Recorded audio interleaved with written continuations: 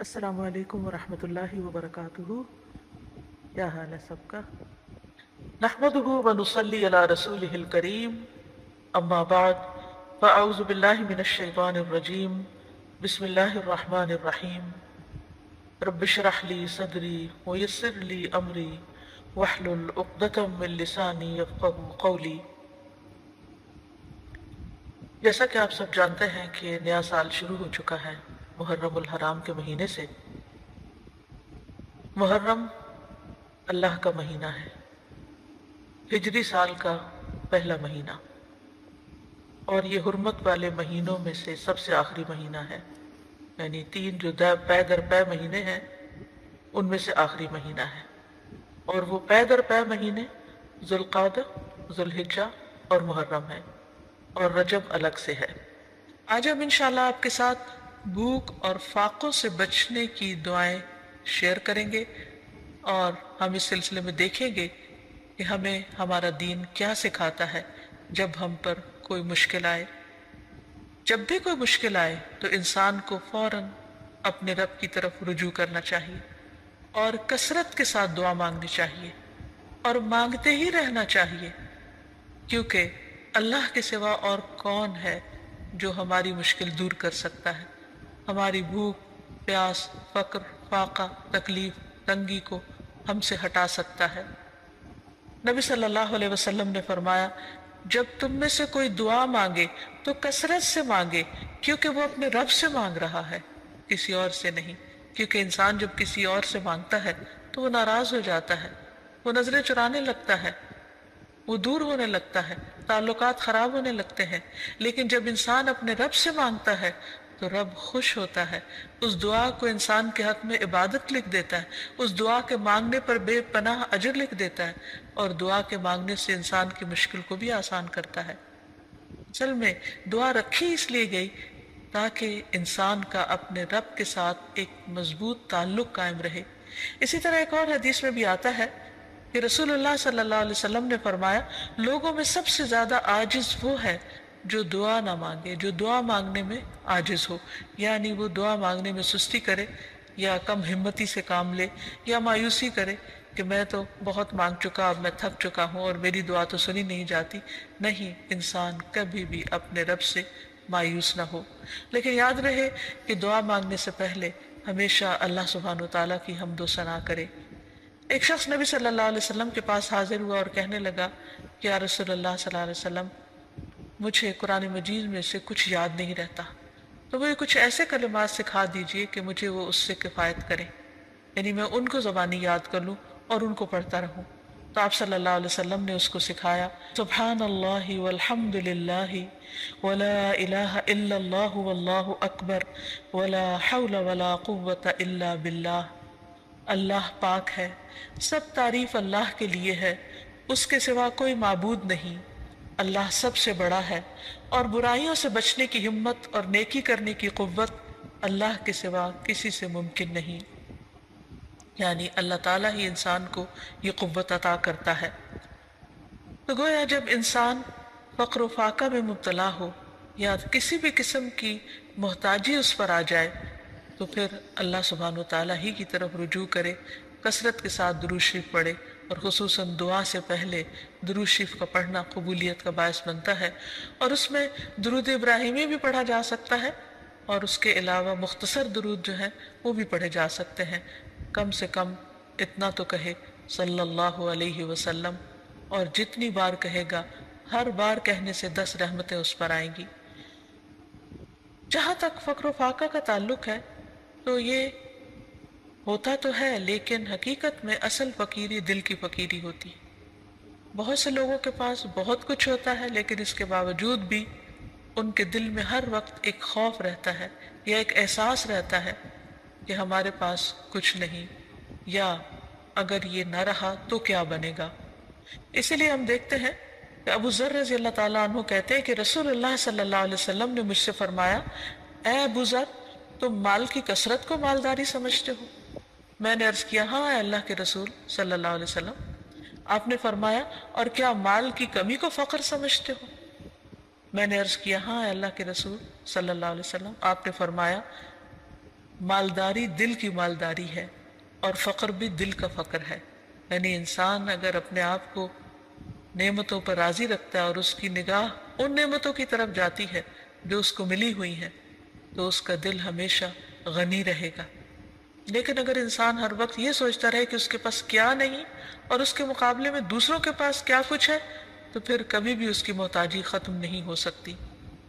اس سلسلے میں یہ بھی یاد رکھیے کہ انسان اللہ کے دیے ہوئے کو پا کر کبھی خود کو محتاج نہ سمجھے. تو گویا خوش قسمت ہیں وہ لوگ جو تھوڑا پا کر بھی اپنے رب سے راضی رہتے ہیں اور اللہ تعالیٰ سے خوش گمان رہتے ہیں اور اچھے کی امید رکھتے ہیں. رسول اللہ صلی اللہ علیہ وسلم نے فرمایا مالداری کو غنا نہیں کہتے، غنا تو دل کا ہوتا ہے.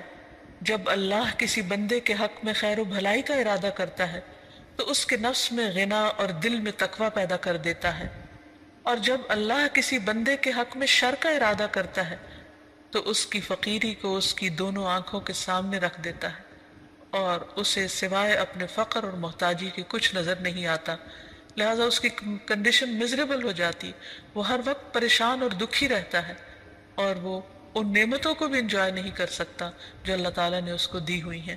اگر انسان غور کرے کہ اس کی اگر خدا نخواستہ آنکھ چلی جائے تو کیا دنیا بھر کی دولت خرچ کر کے بھی وہ آنکھ لے سکتا ہے واپس؟ یا اگر اس کے جسم کا کوئی اور حصہ چلا جائے، ضائع ہو جائے، تو کیا دنیا بھر کی دولت خرچ کر کے وہ اس طرح کی نعمت واپس لوٹا سکتا ہے؟ ہرگز نہیں. ہمارے جسم کا ایک ایک حصہ لاکھوں کروڑوں کا ہے. ہم کہیں سے بھی محتاج اور فقیر نہیں اگر ہم اپنے پاؤں پہ چلتے ہیں اور اپنے ہاتھوں سے کام کر سکتے ہیں. اور اللہ تعالیٰ نے ہمیں نگاہوں کی روشنی عطا کر رکھی ہے اور سننے کی طاقت، اور ہمارا دل دھڑکتا ہے اور ہمیں زندگی نصیب ہے، تو اللہ سبحانہ وتعالیٰ باقی نعمتیں بھی ہم پر آسان کر دے گا. صرف یہ کہ انسان وقتی طور پر کسی آزمائش سے نہ گھبرائے. پھر اسی طرح فقر و فاقہ چونکہ ایک آزمائش ہے تو اللہ تعالیٰ مختلف لوگوں کو مختلف طریقے سے آزماتا ہے. تو کچھ لوگوں کو فقر سے آزماتا ہے، اور اس میں صرف یہ نہیں کہ کسی عام انسان کو، بلکہ اللہ تعالیٰ نے اپنے بڑے بڑے نیک بندوں کو بھی اس سے آزمایا ہے. لیکن عام حالات میں فقر و فاقہ کے جو اسباب ہمیں قرآن و سنت سے پتہ چلتے ہیں ان میں سے ایک وجہ دین سے دوری بھی ہے. معقل بن یسار کہتے ہیں رسول اللہ صلی اللہ علیہ وسلم نے فرمایا تمہارا رب فرماتا ہے اے ابن آدم میری عبادت کے لیے فارغ ہو جا تو میں تیرے دل کو غنا سے اور تیرے ہاتھ کو رزق سے بھر دوں گا. اے ابن آدم مجھ سے دور نہ ہو ورنہ میں تیرے دل کو فقر سے اور تیرے ہاتھ کو شغل اور مصروفیت سے بھر دوں گا. یعنی تم کام بھی کرتے رہو گے لیکن تمہارا غم کبھی دور نہیں ہوگا. قرآن مجید سے بھی ہمیں واضح طور پر یہ بات پتہ چلتی ہے کہ جو شخص اللہ کے ذکر سے منہ موڑتا ہے اللہ تعالیٰ دنیا کی زندگی بھی اس پر تنگ کر دیتے ہیں. فرمایا وَمَنْ أَعْرَضَ عَنْ ذِكْرِي فَإِنَّ لَهُ مَعِيشَةً ضَنْكَا وَنَحْشُرُهُ يَوْمَ الْقِيَامَةِ أَعْمَى. فرمایا اور جو میری یاد سے منہ موڑے گا تو اس کی زندگی تنگ ہو جائے گی اور قیامت کے دن ہم اسے اندھا کر کے اٹھائیں گے. اور حقیقت یہ ہے کہ یہ آیت بالکل سچی ہے، کیونکہ جو شخص صرف دنیا کی محبت میں مبتلا ہو جاتا ہے اور دنیا ہی کا ہم و غم پال لیتا ہے پھر اس کی یہی کیفیت ہو جاتی ہے کہ سب کچھ ہوتے ہوئے بھی اس کے اندر تنگی رہتی ہے. رسول اللہ صلی اللہ علیہ وسلم نے فرمایا جو اپنی فکر آخرت کو بنا لیتا ہے تو اللہ تعالیٰ اس کے تمام امور کو جمع کر دیتا ہے اور اس کے دل کو بے نیاز کر دیتا ہے اور دنیا اس کے پاس ذلیل ہو کر آتی ہے. اور جس کی نیت صرف دنیا حاصل کرنے کی ہو یعنی وہ آخرت کو بھولا ہوا ہو اللہ اس کی تنگیوں کو اس پر کھول دیتا ہے. اس کا فقر اس کی آنکھوں کے سامنے آتا ہے اور اسے صرف اتنی ہی دنیا ملتی ہے جتنی اس کے لیے لکھی جا چکی ہوتی ہے، اس سے زیادہ نہیں ملتی. اس لیے انسان کو ہمیشہ اللہ سبحانہ وتعالیٰ کی طرف رجوع کرنا چاہیے اور جو کچھ انسان کو ملا ہے اس پر راضی رہنا چاہیے، شکر ادا کرتے رہنا چاہیے اور فقر و فاقہ کے علاج کے لیے اللہ تعالیٰ سے ہی دعائیں کرنی چاہیے. ابو ذر غفاری کہتے ہیں نبی صلی اللہ علیہ وسلم اللہ سبحانہ وتعالیٰ سے روایت کرتے ہیں کہ بے شک اللہ تعالیٰ فرماتا ہے اے میرے بندو تم سب بھوکے ہو سوائے اس کے کہ جسے میں کھلاؤں، تو تم مجھ سے کھانا مانگو، میں تمہیں کھلاؤں گا۔ اے میرے بندو، تم سب برہنہ ہو سوائے اس کے جسے میں لباس پہناؤں، تو تم مجھ سے لباس مانگو، میں تمہیں لباس پہناؤں گا۔ حقیقت یہ ہے کہ سب کچھ دینے والا اللہ ہے، اس لیے انسان اپنی چھوٹی سے چھوٹی اور بڑی سے بڑی ضرورت اللہ تعالیٰ کے سامنے ہی رکھے، اور جب انسان اللہ سے مانگتا ہے تو اس کا فقر دور ہو جاتا ہے، اور اللہ پر بھروسہ ہی دراصل انسان کو غنی کر دیتا ہے، اور اللہ تعالیٰ اپنے فضل سے بندوں کو غنی کرتا ہے اور ان پر اپنی رحمت نازل کرتا ہے۔ قرآن مجید میں آتا ہے وَأَنَّهُ هُوَ أَغْنَى وَأَقْنَى، وہی تو ہے جس نے غنی کیا اور دولت عطا کی۔ بعض اوقات وہ دے کر لے لیتا ہے، بعض اوقات دینے کے بعد پھر وہ مزید دیتا ہے، اور یہ سب اس کے اپنے فیصلے ہیں، لیکن انسان کو ہر صورت میں اللہ تعالیٰ کی طرف ہی رجوع کرنا چاہیے اور اللہ تعالیٰ کی تقسیم پر راضی رہنا چاہیے، قناعت اختیار کرنی چاہیے۔ اور جب انسان پر فقر و فاقہ یا بھوک کی کوئی کیفیت طاری ہو تو نبی صلی اللہ علیہ وسلم کی بھوک کو یاد کر لینا چاہیے۔ یہ حدیث یاد رہے کہ رسول اللہ صلی اللہ علیہ وسلم اس دنیا سے رخصت ہو گئے اور آپ نے کبھی جو کی روٹی بھی آسودہ ہو کر نہیں کھائی۔ ایک اور روایت میں آتا ہے کہ رسول اللہ صلی اللہ علیہ وسلم بعض اوقات سارا دن بھوک کی وجہ سے بے قرار رہتے تھے، اور آپ کوئی خراب کھجور تک گھر میں نہیں پاتے تھے کہ جس سے آپ اپنا پیٹ بھر لیں، حالانکہ آپ اللہ کے محبوب تھے۔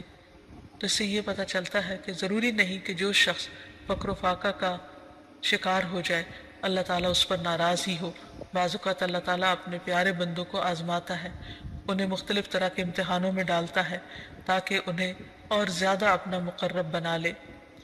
پھر اسی طرح انسان جب دعائیں کرے تو جو دعائیں ہمیں قرآن و سنت میں سکھائی گئی ہیں ان سے خاص طور پر اللہ تعالیٰ سے مدد مانگتا رہے، کیونکہ ساری تکلیفیں صرف اللہ ہی دور کرتا ہے۔ اللہ تعالیٰ فرماتے ہیں قل أفرأيتم ما تدعون من دون الله إن أرادني الله بضر هل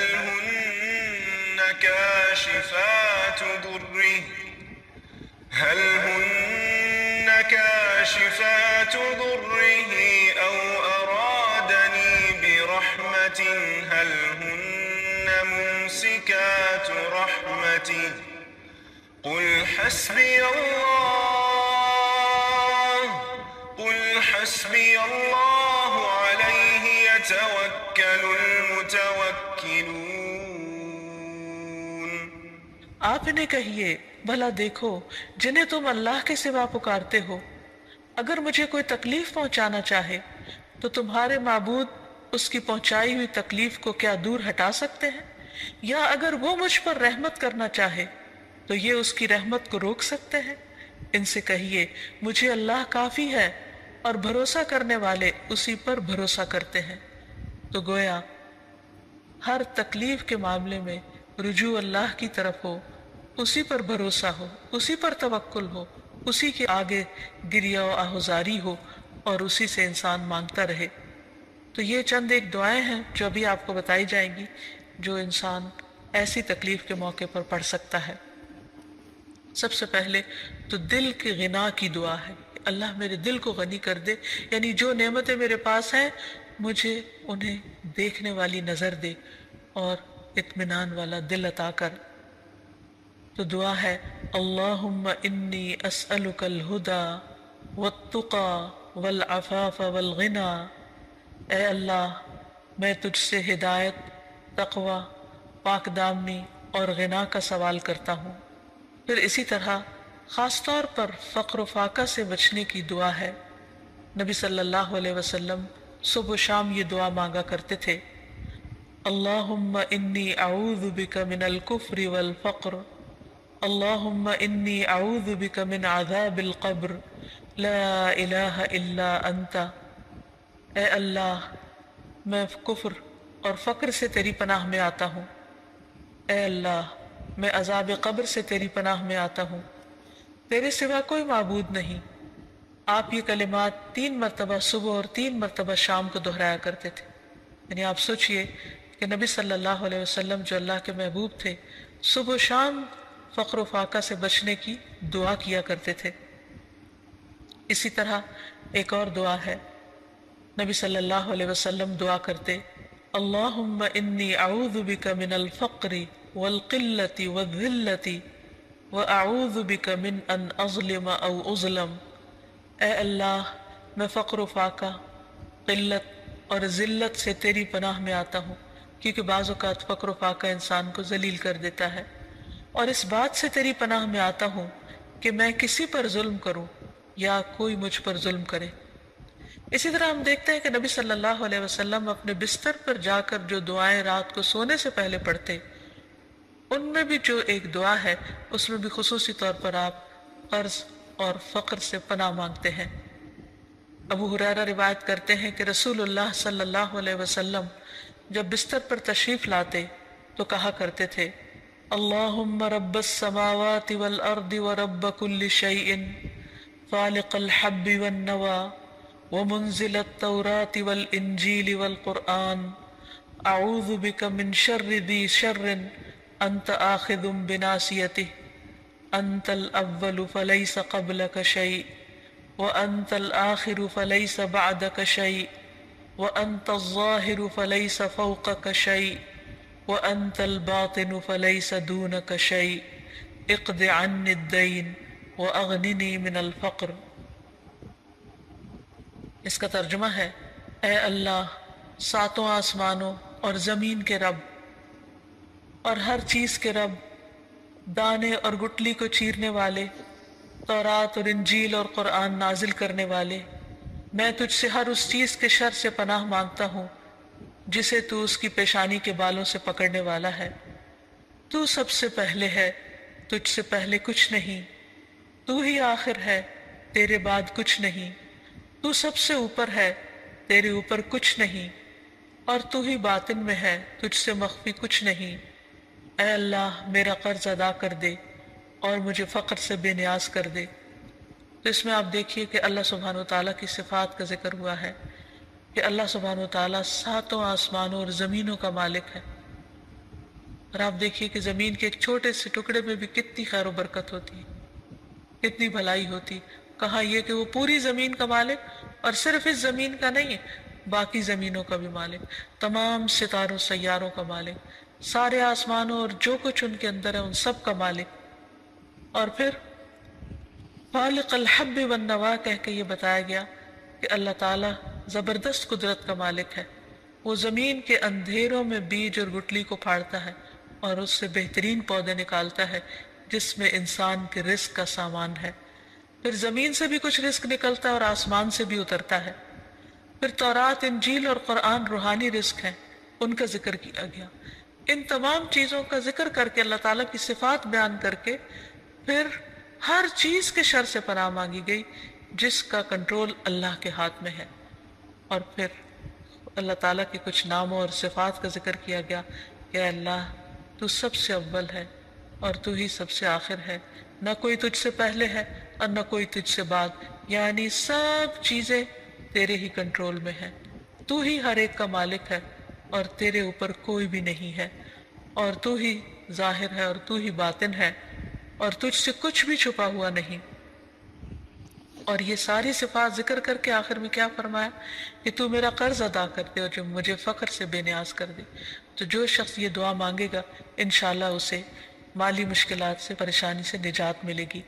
پھر اسی طرح نبی صلی اللہ علیہ وسلم رات کے وقت جب بھوک کی شدت سے آپ کی آنکھ کھل جاتی اور آپ بے قرار ہوتے تو آپ یہ دعا پڑھا کرتے تھے، لا الہ الا اللہ الواحد القہار رب السماوات والارض وما بینہما العزیز الغفار۔